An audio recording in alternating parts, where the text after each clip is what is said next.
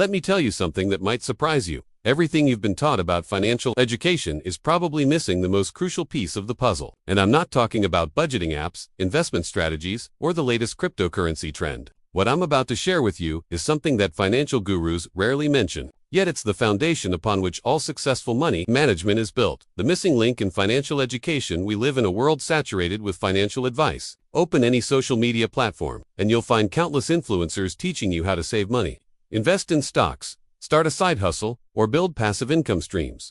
Bookstores are filled with titles promising to make you rich, financially independent, or debt-free in record time. Financial literacy programs are being introduced in schools, and personal finance podcasts dominate the charts. But here's the uncomfortable truth. Despite all this information being readily available, most people still struggle with money. They know they should save more, spend less, and invest wisely. They understand compound interest, have heard about the importance of emergency funds, and can probably recite the basics of budgeting. Yet, when it comes to actually managing their finances successfully, they fall short time and time again.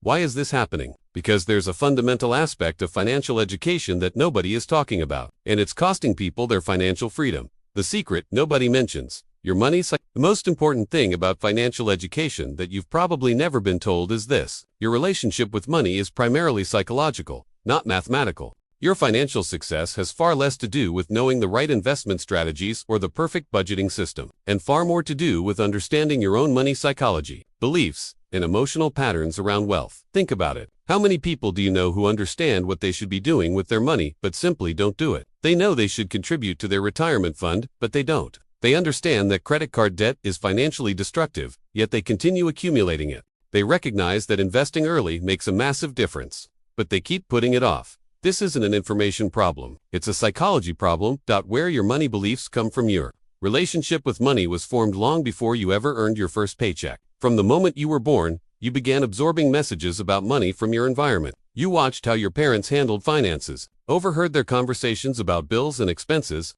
and noticed whether money was a source of stress or ease in your household. If you grew up hearing phrases like "money doesn't grow on trees," "we can't afford that," or "rich people are greedy," these beliefs became embedded in your subconscious mind. Even if you consciously reject these ideas as an adult, they continue to influence your financial decisions in ways you might not even realize.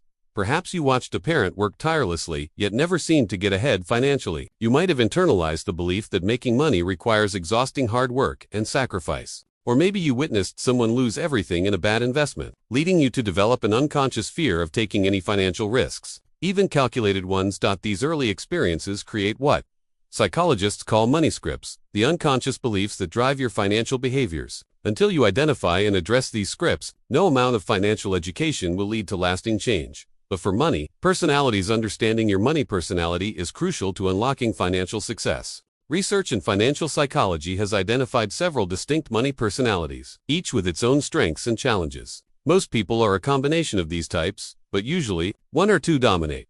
The first personality type is the saver. Savers feel secure when they're accumulating money and experience anxiety when spending. They're excellent at building emergency funds and avoiding debt, but they may struggle to enjoy their money or invest it for growth. Extreme savers might deprive themselves unnecessarily, damaging their quality of life and relationships. Then there's the spender. Spenders find joy in purchasing things and experiences. They live in the present and believe money is meant to be enjoyed. While they tend to have rich, full lives and aren't burdened by financial anxiety, they often struggle with saving, planning for the future, and may accumulate debt.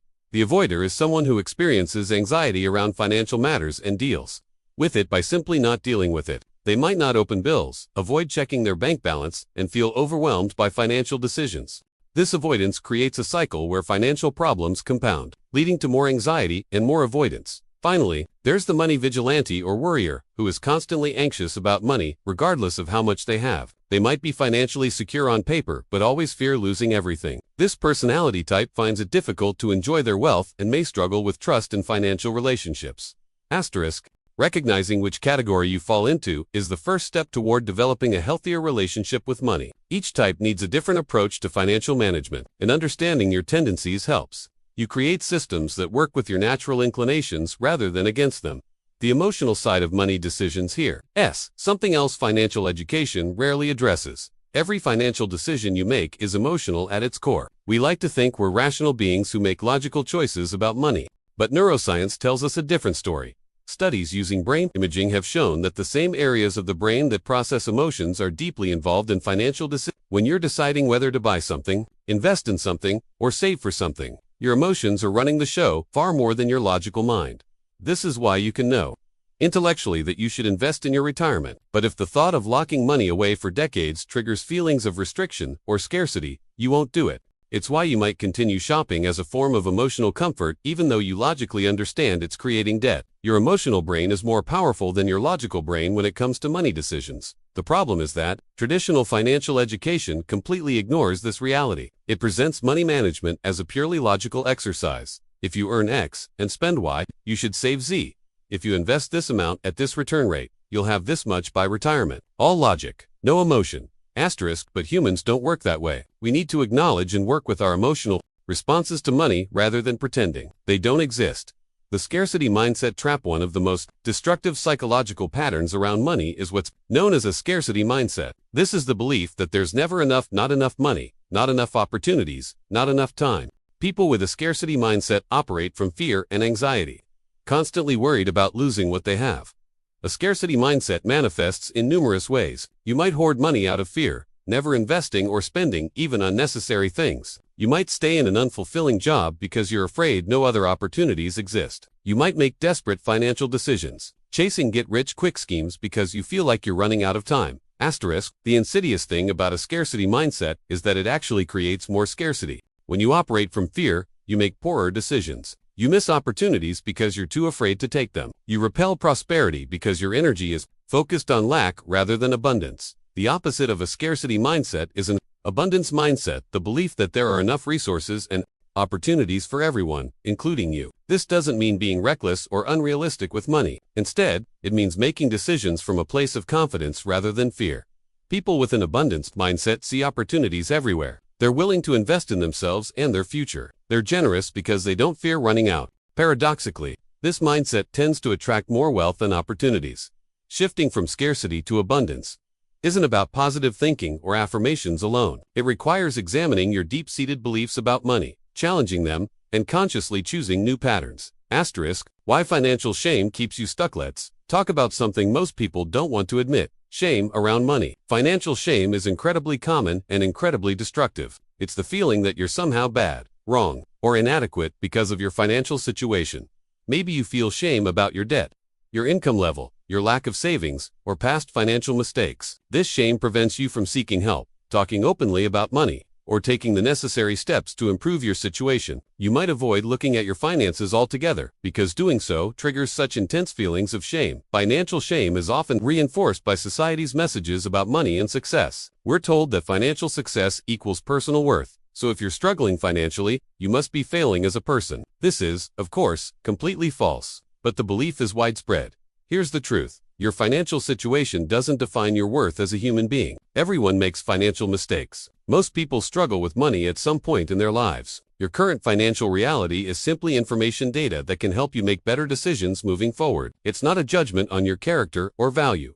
Releasing financial shame is essential for making progress. As long as shame is driving your financial decisions or preventing them, you'll remain stuck. Learning to approach your finances with curiosity and compassion rather than judgment changes everything. The power of financial identity. The psychological aspect of money that's rarely discussed is financial identity. How you see yourself in relation to money and wealth. Your financial identity determines what you believe is possible for you, and what financial behaviors feel congruent with who you are.